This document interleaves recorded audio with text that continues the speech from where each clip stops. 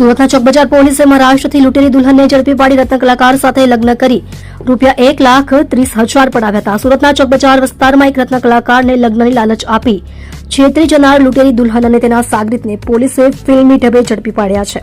મહારાષ્ટ્રના બોઈસર ખાતેથી પોલીસે વેશ પલટો કરીને આ ગેંગના 2 મુખ્ય સાગરીતોની ધરપકડ કરી કાયદેસરની કાર્યવાહી હાથ ધરી છે. લૂંટેલી દુલ્હન અને તેના સાગરીતને પોલીસે ઝડપી પાડ્યા. સુરતમાં રહેતા એક રત્ન કલાકાર લગ્ન માટે યુવતી શોધી રહ્યા હતા ત્યારે તેમનો સંપર્ક રેખા દેવી નામની મહિલા અને અજય ગુપ્તા સાથે થયો હતો.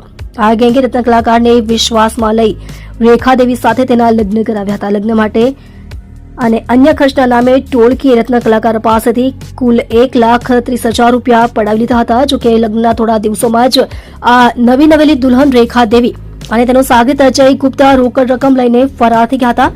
પોલીસનો વેશ પલટો અને ધરપકડ ભોગ બનનાર રત્ન કલાકારે ચોકબજાર પોલીસ મથકે ફરિયાદ નોંધાવતા પોલીસ એક્શનમાં આવી હતી. ટેકનિકલ સર્વેલન્સ અને બાતમીદારોની મદદથી પોલીસને જાણવા મળ્યું હતું કે આ ગેંગ મહારાષ્ટ્રના બોઈસર વિસ્તારમાં છુપાયેલી છે.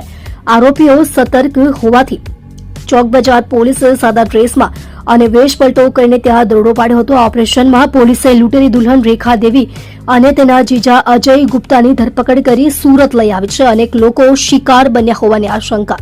પોલીસની પ્રાથમિક તપાસમાં બહાર આવ્યું છે કે આ એક સુનિયોજિત ગેંગ છે જે સુરત અને આસપાસના વિસ્તારોમાં જરૂરિયાતમંદ યુવકોને નિશાન બનાવે છે. આ ગેંગે અગાઉ પણ અનેક લોકોને આ રીતે લગ્નની જાળમાં ફસાવી લાખો રૂપિયા પડાવ્યા હોવાની આશંકા વ્યક્ત કરવામાં આવી રહી છે. હાલ પોલીસ આ ગેંગના અન્ય સભ્યો અને ભોગ બનેલા અન્ય લોકો વિશે ઊંડાણપૂર્વક પૂછપરછ કરી રહી છે.